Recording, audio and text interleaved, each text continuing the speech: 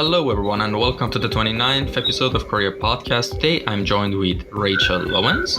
She's a concept artist focusing on character design from USA, California. And with that out of the way, could you please give us a little introduction on how you got into visual arts and design? Hi, thank you for having me. So, I think I've always wanted to be an artist, but I really think it started back in elementary school. They made us take I don't know if you've ever taken it, but it's like a career personality test. And they made us take it one day, and I got art director. And I was like, what the heck is art director? And I lived out in like the sticks, like the country, and nobody knew what it was. They're like, oh, what are you going to do? Like moderate art galleries? And I looked it up as to see what art directors do. And I found out, that they're in charge of like how the games and animation are going to look. And I was like, oh, that sounds like such a cool job. And so I think ever since then, I was just on the track of getting into visual arts. All right. And were you originally studying art and design, or you were pursuing another career path?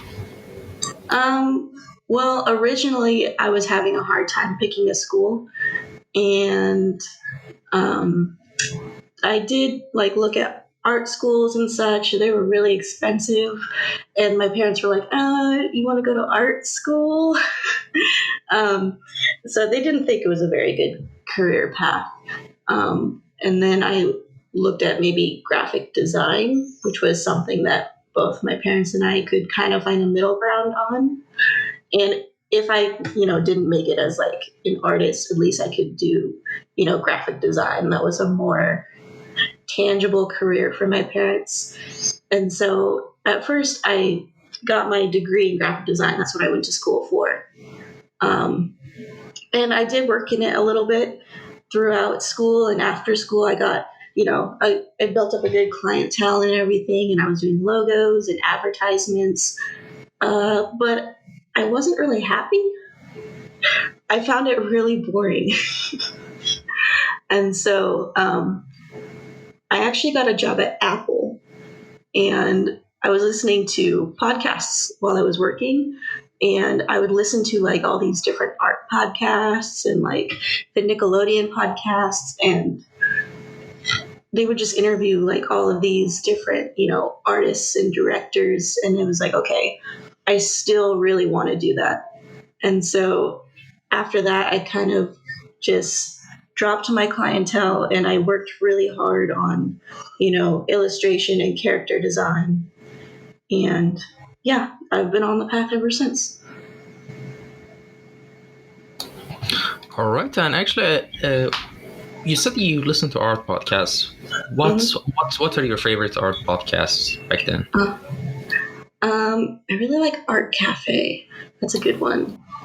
And the Nickelodeon animation podcast is also a really good one to listen to. I don't think they make episodes anymore, but back then they would interview artists who worked on TV shows. Yeah, I think it was mainly those two that I was listening to back then. All right. And actually, I think I opened my Photoshop by accident on my taskbar. I think it's something interesting that everyone wants to know. No, I'm just kidding. It's actually a pretty annoying thing that every artist kind of goes through. They accidentally just click one of their Adobe softwares on their taskbar. All the time, happens constantly to me. It eats up the whole RAM just in seconds. Exactly. All right. Next question is, what is your main branch of design and art that you're focusing on? And tell us about your experience from the start of it until now. So my main focus is character design. I do work a little bit in concept art, but the main part of it is character design. And, I really got into it by, I think anime really got me into it. Ever since I was like, 12 or 13, I was hooked on, Sailor Moon and Dragon Ball Z. And then, I went on to sketchy websites to try to find free episodes of different animes. And I really liked the art direction and the characters in the different animes I was watching. And so I would start just drawing characters. And then I learned more and more about, what turnarounds are and, shapes you need to use. And so from there, I would just work on improving my portfolio. I would follow different artists I found really inspiring, ones that were in the industry that I really liked. And I would try to, learn from their portfolios and from their Instagrams, like what are they posting? What are they drawing? How does theirs look compared to mine? And I would just kind of self-educate from there, watch a lot of YouTube videos. None of my education has really been professional. It's all been, online self-taught stuff. All right. And how does the design process usually go anytime you want to start working on a project? Anytime I want to start working on a project. Normally, so it depends on the project, really. I work a lot on like indie comics and stuff. And so if I'm asked to be an artist for an indie comic, for example, usually it's for the characters. I receive descriptions of, what they're thinking of, different references of what the client is thinking of. And then from there, I'll start, just quickly thumbnailing a bunch of different possibilities. And usually you never go with your first one because it's terrible. So usually by the third or fourth sketch is where I start to actually like the character. And from the sketch, I'll start fleshing it out more once I like it. And then I'll add shading and values and very like interesting parts of the character that I think would catch a person's eye, like how they're dressed, like how they wear their hair. And I'll usually send that single concept to the client. And if they like it, that's when I'll start to finalize the designs. And then I'll start to do the turnarounds and the color palette. And yeah, that's pretty much it. After that, it's just merely drawing them into the scenes. All right. And actually, I want to talk about some of the stuff you put on your Instagram page. Like one of the first things that, took my attention was in your bio, you had like creator of Saving Dreamland, which is, I think, if I'm not mistaken, a webcomic. Yes. Tell us about the start of it and basically the story of it. So the basic story is there's this realm where all dreams live, and basically the land is invaded by this evil plague known as the Nightmare, and usually the Sandman, who is like the guardian of the dreams, he's disappeared. And so this group of kids and this talking frog are on a mission to like find out where he went and, to save the land before it's all consumed by, the plague. And I originally wrote it as kind of like a playground for me to learn writing and comic book composition, just for me to better my skills in actually writing comics. And so ever since then, I release, segments of a chapter every few weeks, and I have readers who are really into the story. And I even made a rough animation and animatic, kind of like a pilot episode, which I think is really fun. I worked with a team of artists, and we really think it would be a really cool cartoon one day. And so it's kind of expanded from just me to several different artists working on the project. But as far as the comic goes, it's just me every couple of weeks, learning to write, learning to put characters in different positions, different lighting, different scenarios. And yeah, it's just overall a really fun experience. Oh, awesome. And I think I want you to also explain a bit about your last artwork that's on your page, Green Reaper Chan. What's the story behind it? Okay, so at the moment, I'm really into drawing dynamic poses. I'm trying to loosen up my character poses a bit and try to draw more difficult angles, difficult stances, and I get a lot of my poses from Pinterest, and I was just drawing these, and I really like these two poses, so I put them together and I started fleshing them out. And I found the hoodie that she's wearing is, I don't know, I found it and I thought it was really cute, and I thought it'd be cute for like a Grim Reaper outfit. And so I kind of just put it on her. I was like, she would look really cool with a scythe, and she just kind of turned into like the Grim Reaper, but like a cute anime girl. And yeah, it's just from one of my processes of trying to draw more dynamic, cute anime poses. Yeah, I mean, obviously a lot of people liked it. I mean, so something must be working right then. I know, huh? I didn't think she would get so much attention. It's always the ones that you think like, oh, this one sucks, no one's gonna like it. That's the one that ends up to be your most popular. And then the one you work really hard on is the one that nobody cares about. That's how it always works out, and I don't know why. Yeah, that kind of sounds true. So next question is, who are your favorite artists and designers that have inspired you the most? Oh man, there's so many. I would have to say right now, I'm gonna so butcher his name, Ilya Krishna. He's a really famous artist on Instagram. He's from Russia. He's currently over in Japan working. He is an awesome artist. I'm really into also TB Choi. She's also a really popular artist. She's a character designer. She's worked on AAA games before, and she's so good. Who else? I'm really into watching Ethan Becker videos at the moment too. He's awesome. And also, paintings from Ross Tran. He's also really good. Yeah, there's so many, but I think those are the main ones I'm watching right now. Yeah, actually, I watch Ethan Becker a lot. His videos are really informative, and it's like a fresh information. It's not like something that's everyone has been said like 1,000 times, Right, and he's so funny, and he's so good at like simplifying it into shapes, and thinking about things in an easier way, and I really like that about him. Yeah. And what is the main subject of your artworks, and what made them interesting to you? The main subject of my artworks.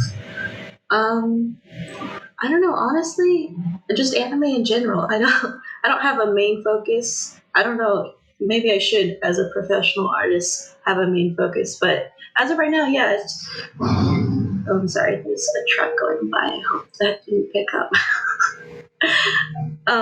Yeah, mainly just anime at the moment. I just want to draw fun anime in dynamic poses. Lots of Japanese culture also, not just anime, but just Japanese culture in general I've always been into. And I think that's where I draw a lot of my inspiration from. All right, and what technologies and softwares do you mostly use for your works? Right now for a tablet, I have a Wacom Cintiq 13 HD, and I just bought a new Alienware laptop. I think it's their new 17, I want to say. And other than that, that's about it. Yeah. And for software, you use Photoshop? I'm sorry, software. Yes, software. I was using Paint Tool SAI for a while, and then I managed to switch over to Photoshop. And so currently, I'd say most of the time I'm in Photoshop. Okay, and any advice and tips for a good portfolio and resume for artists, in your opinion? Copy other artists. Honestly, look at the artists you really like and the jobs that you really like and who's in that field. And look at their portfolios, look at their resumes, look at, what they've done, look at the sketches they post. Oftentimes they'll post like process drawing videos. Sometimes they're YouTubers and they'll give out art tips. Honestly, just stay close to the artists you really like. And of course, practice all the time, but practice smart. Get to the point where you are stretching your abilities to where you feel a little bit uncomfortable, because that's where you're really going to learn. For interest, I'm so sorry. For instance, um, right now I'm doing concept art, and I have to do some environments, and I'm not the strongest in environments, and it's really making me, work my art brain muscle at the moment. But I feel like it's really good for me. So, get out of your comfort zone and try a lot of different things. Don't just work on, the 3/4 profile poses all the time. All right. And what are you working on right now that you can tell us about? What kind of project is it? Hmm. Let's see. What can I tell you about? Well, definitely the webcomic. In terms of professional work, I can't really tell you much about what I'm working on. So I think mainly just my main anime drawings and my webcomic is all I can give you for now. Maybe if we ever do this again, I can tell you what I was working All right. Yeah, actually, we talked about your webcomic. on. Um, and what area beside the area you're working on right now are you interested to explore and learn in the future? What I mean by that, imagine you had extra free time. You didn't have to worry about bills or anything as such, and which, of course, I mean, gives you a lot of free time in a sense. In Hmm. that free time, which area are you going to, which skill do you want to learn? Oh man. I think I would like to learn more on the script writing side. I'm not very good at actually writing stories. So, for instance, my webcomic is more board driven, meaning I don't really write the dialogue or the script or anything until after the storyboards are done. And I do like working in that way, but I feel like, if I ever wanted to write a book or something, I would be at a loss. So I would really like to improve my storytelling and writing skills. For a second, when you said the scripting, I thought you meant hacking. For a second, programming. My mind went there. Oh man, that would be cool too. Yeah, true. And with all that being said and done, to conclude what we discussed, give us a roadmap for someone who is zero in visual arts and design and wants to get to the place you are in terms of skill set, like a complete roadmap, like a step by step, where to start, best tools, books, courses, anything that comes to your mind. Give Oh us a my roadmap. goodness. Okay, so they're starting from zero. I would say get yourself a free online drawing software. Painttool SAI is free, I think, for the most part. It's costs money if you want a license, but at first it's free. Um, and then after that, I would start with basically, you need to know the fundamentals. I would just probably dive right in to, the art side of YouTube and just binge watch, figure drawing, perspective, values, and shading. And, once you have that good foundation, is where you can start having fun. Um, After that, I would probably start, sketching every day, working on, difficult sketches. Make sure you're not getting frustrated, but make sure you, for instance, draw your characters from all angles. Get to a place where you're comfortable drawing, so you can actually experiment and make really good drawings. And then let's see. I would also probably start a Fiverr and Upwork too, and gain some, clients from there. Maybe some projects. I remember I was doing Fiverr for a while, and I would draw people's D&D characters. I didn't know there was a market for that, but a lot of people want their D&D characters drawn, and so you can make a few extra bucks, get experience, and grow a portfolio and a clientele from doing that. So I would definitely work on that. I would also start an online presence. You don't have to be popular, but you should put your work out there just so you're known. I know a lot of artists aren't very social, but in this current field, you need to put your work out there. So basically, free software, also draw traditionally too. I recommend you do both traditional and digital. And then fundamentals, and then lots of sketching, and then, gain a few clients, do a few projects, and post your work online. And eventually, slowly but surely you'll get there. It's a long road. And I feel like a lot of beginner artists don't really recognize that you won't get from A to B very quickly. Very few people become successful in a short amount of time. The art road is a very long road, and you just got to be patient and enjoy the process. All right, I think that's about it. Thanks so much for coming by. Where can people contact you if they had any questions or want to send a message or something? I think I'm mostly available on Instagram, Kitty Cuddy, KITTYKUDDI. You could feel free to message me. A lot of artists like to send me their artwork for me to review, and I always try to help them out any way I can. And yeah, feel free to contact me there. All right, then. I think that's about it. Thank you so much for coming by, and take care, everyone. See you in the next episode. Bye. Bye. Thank you.